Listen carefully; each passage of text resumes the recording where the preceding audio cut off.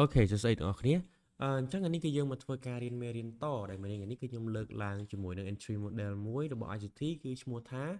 Market Maker Entry Model ដែលពាក្យកាត់វាគឺ MMHM ហើយថ្ងៃនេះគឺខ្ញុំលើកឡើងជាមួយនឹង Cell Model មកបញ្យល់ទាំងអស់គ្នាMMHM នេះក៏វាមានជា by model ដែរអញ្ចឹងណាអញ្ចឹងខ្ញុំនឹងធ្វើការចេញនៅក្នុងមេរៀនក្រោយសម្រាប់ by model អូខេអញ្ចឹងធ្វើការបញ្យល់អញ្ចឹង market maker size model នេះ market maker ហ្នឹងគឺវាអត់មានអីខុសពី power tree ទេមិនថា power tree វាមានតែទម្រង់វាមានតែ3ទេ accumulation manipulation distribution ប៉ុន្តែនៅក្នុងpower tree វាមានតែ accumulation វា manipulate យកមកប៉ុន្តែនៅក្នុងទម្រង់នេះគឺវាជាទម្រង់ accumulation មាន accumulation ទី1ឡើងទៅបង្កើត accumulation ទី2បង្កើតជា accumulation ទី3វា re-accumulation បែបហ្នឹងអូខេអញ្ចឹងឥឡូវខ្ញុំធ្វើការបញ្យល់ក្នុងមេរៀនមកអូខេអញ្ចឹងឥឡូវឧទាហរណ៍ថាទីផ្សារគឺវាធ្វើការ moment ចុះមកខ្លាំងឧទាហរណ៍ថាវាចុះមកខ្លាំងបែបហ្នឹងតែស្រាប់តែពេលតែវាឡើងទៅវិញនេះពេលដែលវាឡើងទៅវិញគឺវាឡើងជា sideways ណាវាឡើងជាទម្រង់ sideways consolidation នៅហ្នឹង consolidation ហ្នឹងន័យថាម៉េច consolidation គឺជាការ sideways ឬក៏ជា rank ហ្នឹងឯងណាអញ្ចឹងឧទាហរណ៍ថាវា sideways នៅកន្លែងហ្នឹងហើយស្រាប់តែទីផ្សារវាធ្វើការ push ឡើងទៅខាងលើឡើងទៅខាងលើវាទៅបង្កើតជាទម្រង់ consolidation មួយទៀតនៅកន្លែងហ្នឹងហើយកន្លែងហ្នឹងដែលយើងហៅវាថាជា re-accumulation កន្លែងហ្នឹងណាអូខេអញ្ចឹងគឺបែបហ្នឹងហើយស្រាប់តែពេលដែលវាបង្កើតជា consolidation ឡើងហ្នឹងហើយស្រាប់តែវាផុសឡើងទៅខាងលើមួយតង់ទៀតហើយវាទៅបង្កើតជាមួយនឹង consolidation មួយទៀតនៅកន្លែងហ្នឹងអូខេអញ្ចឹងកន្លែងនេះហៅថាម៉េចឥឡូវខ្ញុំធ្វើការរត់អូខេចាំតិចអញ្ចឹងកន្លែងនេះគឺជា accumulation ពេលដែលវាឡើងទៅខាងលើនេះវាបង្កើតជា consolidation ថ្មីមួយទៀតនេះដែលយើងហៅវាថាជា re-accumulation ហើយពេលដែលវាឡើងទៅខាងលើម្ដងទៀតបង្កើតជា accumulation មួយទៀតនេះ consolidation មួយទៀតគឺយើងហៅថាជា re-accumulation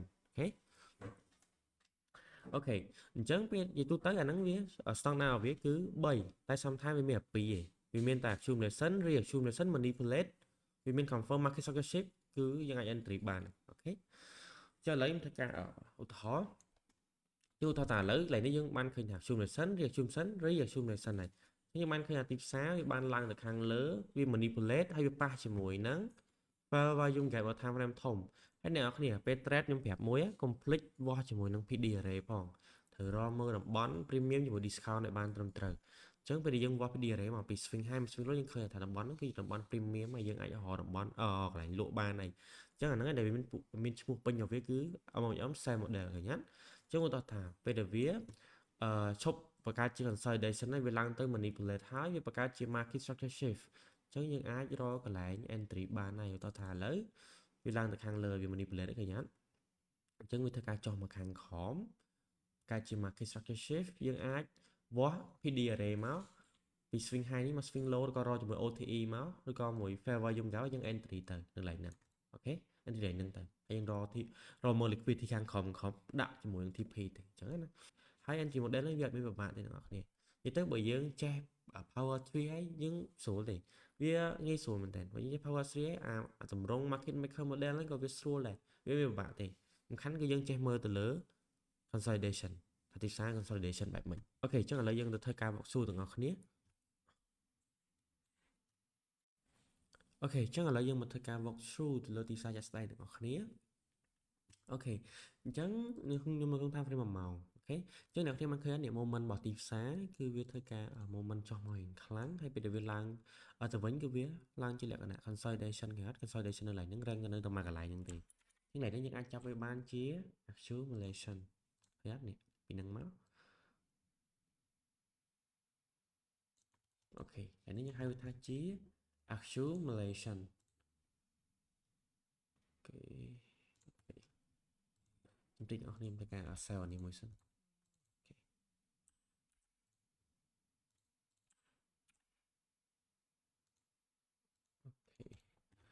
អូខេអញ្ចឹងមកយើងមើលទៅគេវាចុះមកខ្លាំងពេលដែលវាឡើងទៅវិញវាឡើងជាទម្រង់ sideways វាក៏វា rank នៅតែមកកន្លែងវាពិបាកឡើងចុះមែនតើនៅក្នុងកន្លែងហ្នឹងយើងហៅវាថាជា accumulation ហើយបើយើងក៏លេចមើលកន្លែងនេះអូខេវាឡើងទៅខាងលើវាឡើងទៅខាងលើអត់ឡើងទៅខាងលើវាសិតតែវា វាថាជ្រុំនៅតែមកកន្លែងហ្នឹងហើយវាសាយវានៅតែមកកន្លែងហ្នឹងវាពិបាកឡើងចុះខ្លាំងមែនតើនៅកន្លែងមួយហ្នឹងចឹងឡើយហ្នឹងយើងហៅថាជា reaccumulation ចឹងទីផ្សារហ្នឹងវាបានបង្កើតជា accumulation មួយទៀតដែលយើងហៅជា reaccumulation អូខេយើងហៅវាថាជា reaccumulation ចឹងខ្ញុំនិយាយមកអញ្ចឹងជាទូទៅ stock ដើមរបស់វាគឺ3 consolidation គឺ3ប៉ុន្តែពេលខ្លះវាមានតែ2ទេវាមានតែ accumulation reaccumulation មាន manipulation គឺវាធ្វើការ distribution យកមកយើងអាចរកជាមួយ market strategy ដើម្បី entry បានអូខេអញ្ចឹងយើងឃើញថាកន្លែងនេះវាបានបង្កើតជា accumulation ហើយកន្លែងនេះវាបានបង្កើតជា reaccumulation ហើយយើងក៏លេខមើលខាងលើនេះខាងលើនេះវាបានឡើងទៅខាងលើវាធ្វើការ sideways នៅកន្លែងហ្នឹងមួយទៀតវាបង្កើតជា accumulation កន្លែងហ្នឹងមួយទៀតអញ្ចឹងកន្លែងនេះយើងអាចចាប់បានវាថាជា accumulation អូខេយើងចាប់វាមកជា reaccumulation មួយទៀតអូខេអញ្ចឹងវាគ្រប់លក្ខខណ្ឌហើយអញ្ចឹងណាវាបានបង្កើតជាតម្រង MMM model ហើយយើងរងចាំពេលដែលវា manipulate ហើយបើយើងរក market strategy ដើម្បីធ្វើការ entry អូខេអញ្ចឹងឥឡូវយើងត្រូវចូលទៅមើល time frame សិន time frame ធំថាវាមានជាមួយនឹង order block អីអត់អញ្ចឹងណាអូខេអញ្ចឹងបើយើងមើលមកកាន់4ម៉ោងគឺវាមានជាមួយនឹង breaker block នៅតំបន់មួយនេះអូខេនេះវាមានជាមួយនឹង breaker block block មានជាមួយនឹង breaker block ហើយអ្នកទាំងអស់គ្នាមួយទៀតកុំភ្លេចវាស់ជាមួយនឹង PD array ផងយើងត្រូវមើលតំបន់ premium ជាមួយ discount ឲ្យបានត្រឹមត្រូវអូខេអញ្ចឹងយើងវាស់មកនេះពី swing high មក swing low អូខេអញ្ចឹងនេះគឺជា PD array អញ្ចឹងអ្នកគ្នាឃើញថាទីផ្សារឥឡូវនេះវានៅតំបន់នេះគេគឺវានៅតំបន់ premium យើងអាចរកឱកាសដើម្បីធ្វើការលក់បានអូខេអូខេយើងនឹងទីផ្សារគឺវានៅតំបន់ premium រងចាំនៅក្នុងតាមframe 4ម៉ោងគឺវាបានទៅដល់ហើយប៉ុន្តែតាម frame 1ម៉ោងគឺនៅសារតែយើង replay អញ្ចឹងណាអូខេអញ្ចឹងគឺខ្ញុំធ្វើការសារវាអូខេតើនេះញ៉ាត់វា manipulation ហ្នឹងញ៉ាត់វា manipulation ហ្នឹងវាប៉ះជាមួយនឹង breaker block នៅ time frame ធំគឺ manipulation ហ្នឹងខ្ញុំធ្វើការសារសិនបុកញ៉ាត់វា manipulation ហើយដាក់វាមកជា manipulation អញ្ចឹងតម្រង MOM គឺបែបហ្នឹងវាថាវានេះហ្មងវា work ខ្លាំងហ្មងអញ្ចឹងដូចខ្ញុំនិយាយចឹងតម្រងហ្នឹងគឺវាអត់ខុសអីពី power 3ទេគ្រាន់ថាអានេះវា consolidation 3តង់ឬក៏2តង់អីចឹងទៅវា manipulate អូខេអញ្ចឹងឡើយនេះគឺវា manipulation ហើយគឺវាបានធ្វើការ moment ចុះមកខ្លាំងមែនតើតែសួរថាយើងត្រូវធ្វើម៉េចដើម្បីធ្វើការ entry បើយើងដឹងថាត្រូវចុះមកក្រោមហើយឃើញអត់អូខេអញ្ចឹងឥឡូវយើង switch វាទៅ time frame 15នាទីអូខេយើងរកមើលជាមួយនឹង order block អញ្ចឹងបើខ្ញុំមើលកន្លែងនេះ15នាទីគឺវាមានជាមួយនឹង breaker block មួយនៅតំបន់មួយនេះ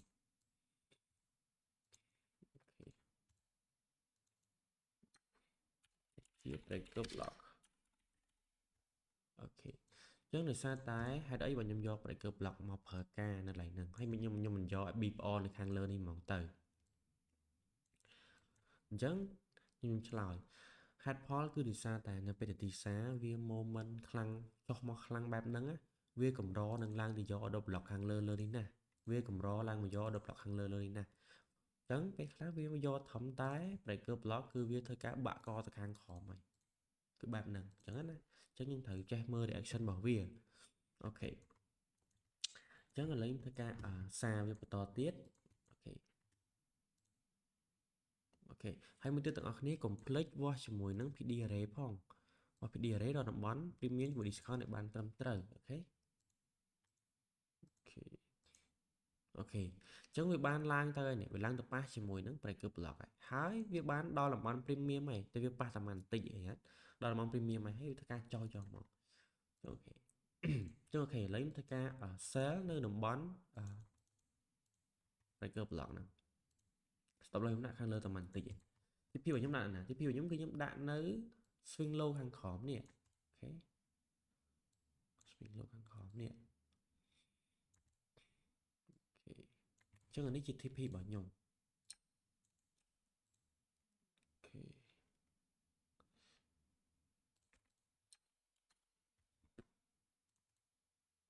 អូខេអញ្ចឹងឥឡូវធ្វើការសារវាបន្តទៀត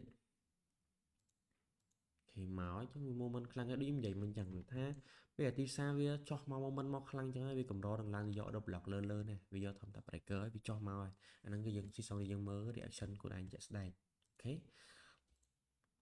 ok bùng nhát HTTP bạn những người bạn đừng biết thay chỉ một đơn lên cái việc sắm manh mình tên có gì nhưng nên tần giấy tờ đài chẳng Việt bên này copy power 3D còn hàng đấy vì miền tùm rống accumulation re-accumulation tập phần năng khó khi tập phần năng chẳng hạn hay luyện thay dân mơ sầm co từ lơ ca sai về có consolidation nó cứ mơ đôi chặt nia thì chẳng hạn hay chỉ tu tới dân phèm mối tiệt tùm rống market maker model này pe class vì miền bayបែបហ្នឹងតែពេលខ្លះវាមានតែពីរទេពេលខ្លះវាមានជាតា reaccumulate សំទោស accumulation reaccumulation manipulate គឺវា distribution មកខាងក្រោមយកតែម្ដងអញ្ចឹងណាអូខេអញ្ចឹងវីដេអូមេហ្នឹងមានតែប៉ុណ្្នឹងទេអ្នកនរលើការ walkthrough អញ្ចឹងខ្ញុំនឹងធ្វើការ walkthrough ទៅលើមួយទៀតឲ្យអ្នកនរគ្នាមើលឲ្យសម្រាប់ចម្ងល់បើមានចម្ងល់នៅក្នុងមេអ្នកគ្នាអាចឆាតសួរខ្ញុំបានអញ្ចឹងណាហ្នឹងហើយពីឆ្ងល់នេះព្យាយាមសួរឲ្យបានច្រើនមកអូខេអូខេអញ្ចឹងវីដេអូមានប៉ុណ្្នឹងទេអ្នកគ្នាជួបគ្នានៅ walkthrough មួយទៀតអូខេអូខេអញ្ចឹងឥឡូវយើងមកធ្វើការ walk through ទៅទីផ្សារជាក់ស្ដែងម្ដងទៀតអូខេអញ្ចឹងបើយើងមើលឥឡូវនេះគឺមកធ្វើ frame 5នាទីបើយើងមើលឃើញឡើយនេះក៏យ៉ាងថាទីផ្សារហ្នឹងវាបង្កើតជាទំនងគេនេះ consolidation វា sideways នៅតាមមួយកន្លែងជ្រុំនៅតាមមួយកន្លែងហ្នឹងអញ្ចឹងឡើយហ្នឹងយើងហៅវាថាជា consolidation ក៏ជា accumulation នៅឡើយហ្នឹងអូខេចឹងអ្នកគ្នាឃើញនេះពេលដែលវាឡើងទៅនេះពេលដែលវាឡើងទៅវាកាយជាទំនងអីគេនេះឃើញឃើញជ្រុំនៅតាមមួយកន្លែងទៀតអត់ហ្នឹងហើយកន្លែងហ្នឹងគឺយើងហៅវាថាជា reaccumulation នៅកន្លែងមួយហ្នឹងអូខេយើងធ្វើការគូមកនេះយើងហៅថាជា reaccumulation អូខេអញ្ចឹងអូខេអញ្ចឹងឥឡូវយើងបានពីរ accumulation reaccumulation អូខេអញ្ចឹងយើងមើលបន្តទៀតឃើញពេលដែលវាឡើងទៅលើនេះឃើញវាឡើងទៅលើបង្កើតជាមួយគេនេះបង្កើតជាមួយ consolidation មួយទៀតឃើញវា rank នៅតាមមួយកន្លែងវាជ្រុំនៅតាមមួយកន្លែងវាពិបាកឡើងចុះអាហ្នឹងយើងហៅវាថាជា consolidation ឬក៏ជា accumulation ហ្នឹងឯងអូខេអូខេជាងធ្វើការចាប់វាមកជា reaccumulation មួយទៀតអូខេ reaccumulation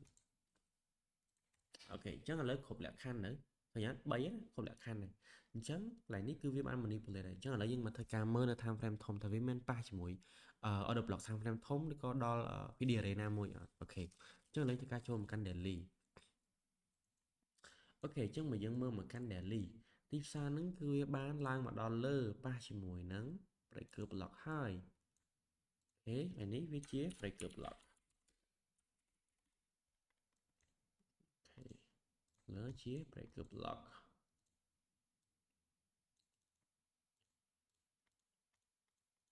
អូខេហើយមួយទៀតខ្ញុំនៅតែបញ្ជាក់ដដែលចឹងអ្នកទាំងអស់គ្នាវាស់ PD array ផងរក premium ជាមួយ discount មកចាំមើលតំបន់ហ្នឹងវាដល់តំបន់premium ដែរអូខេអញ្ចឹងមកយើងមើលវាស់ពី swing high មក swing low យើងបានឃើញថាទីផ្សារឥឡូវនេះគឺវាបានដល់តំបន់ premium ហើយអញ្ចឹងនៅពេលដែលវាដល់តំបន់ premium គឺយើងអាចរកឱកាសដើម្បីធ្វើការលក់បានហើយ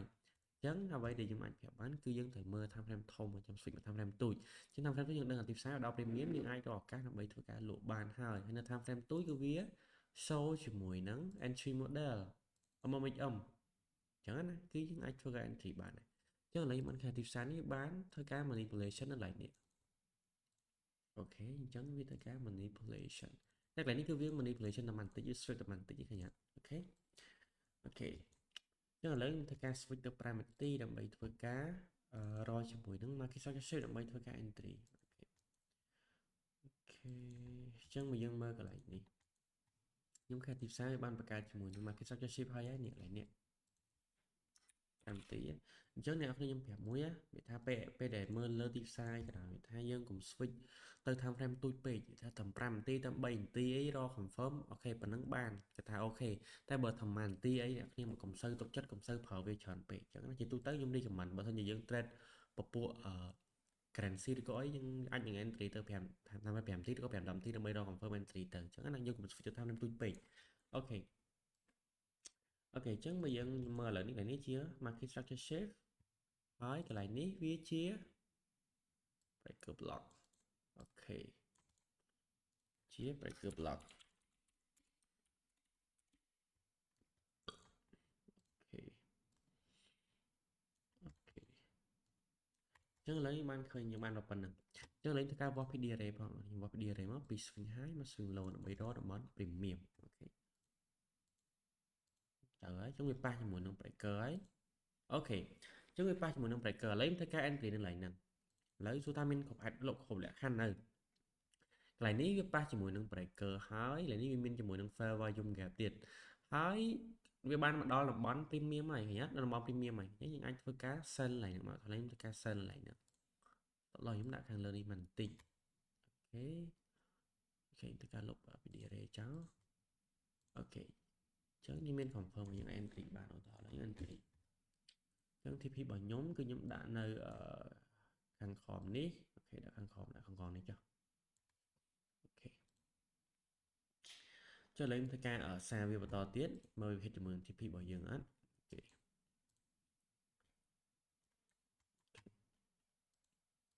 មកហើយអូខេចឹងវា moment មកខ្លាំងមែនតើអូខេអូមកខ្លាំងមែនអូខេអញ្ចឹងយថា entry model គឺបែបហ្នឹងពេលដែលវាចុះមកគឺវាចុះមកផុតខាងក្រោមមកកន្លែងដែលវា consolidation គឺវាផុតកន្លែងហ្នឹងអញ្ចឹងណា entry model នេះគឺវាល្អណាស់ទាំងអស់គ្នាតែយើងព្យាយាមមើលវាទៅហើយព្យាយាមពេលដែល trade ត្រូវមើលវាព្រោះវាថាយើងព្យាយាមពេលដែលយើង analyze time frame ធំយើងមើល time frame ទូយើងរយមួយ entry model មួយនេះផងអញ្ចឹងណាគឺវាល្អមែនតើអូខេអញ្ចឹងគឺបែបហ្នឹងស្តង់ដាររបស់វាគឺបែបហ្នឹងគឺ3បែបហ្នឹងអញ្ចឹងពេលដែលយើងឃើញចេញ model អញ្ចឹងហើយយើងរកពេលវាបង្កើតជា market successive យើងentry ធម្មតាមកយើងប្រើ confirm ធម្មតាមកអូខេអញ្ចឹងវីដេអូនេះមានតែប៉ុណ្្នឹងទេបងប្អូនគ្នាហើយវាសាមញ្ញមែនតើអ្នកគ្នាវាអត់មានពិបាកទេបើសិនជាអ្នកនរគ្នាចាប់អត់បានឬក៏ឆ្ងល់អីអាចសួរខ្ញុំបាននៅក្នុង chat private ក៏ group រៀនរបស់យើងហ្នឹងអូខេអញ្ចឹងវីដេអូនេះមានតែប៉ុណ្្នឹងទេបងប្អូនគ្នាជួបគ្នានៅវីដេអូក្រោយ